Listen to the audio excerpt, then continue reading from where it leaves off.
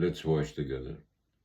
The Apostle Peter blew it big time. He denied knowing Christ 3 times, but he was an amazing comeback kid.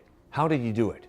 First of all, he accepted responsibility for what he had done wrong. It is too easy for you and for me, when we fail, to pretend like nothing happened, to ignore the sin that we committed. That's tragic, that's sad.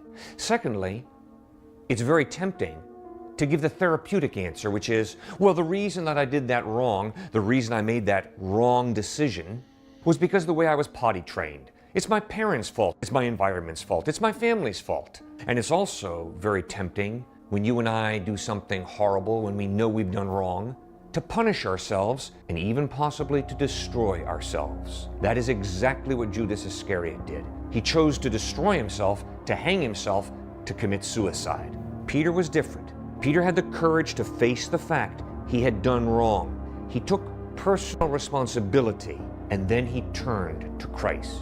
And then thirdly, he got back up on the horse and started ministering. For it was the Christ denier, Peter, who became one of the leaders of the first century church. When Christ forgave him, Christ did not say, "Oh, I'm sorry, Peter.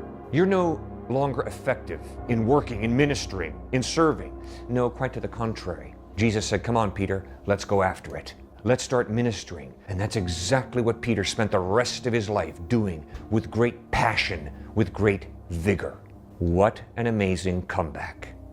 How is it with you? Have you made a decision to face the fact that you've done wrong at times? To not give the therapeutic answer, to not ignore it or run away from it, to not slit your wrists, punish yourself and destroy yourself. No, turn to Christ. He loves you and accepts you. Have the guts, the courage to acknowledge you've done wrong. Ask Him for forgiveness. He promises to forgive you. Trust in Him. Reconnect with Him. Believe in Him. Commit your life to Him.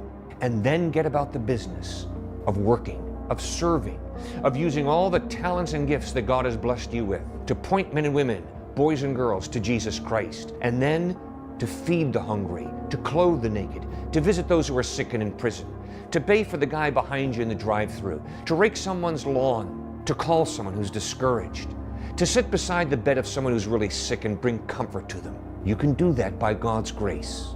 Be a comeback kid. Don't allow the defeats in the past to push you into the dirt, to grind you into the ground. No, there's a God of grace who's more powerful, who's more loving, who is present, and He wants to lift you up. Trust in Him, and He will lift you up. Trust in Jesus Christ.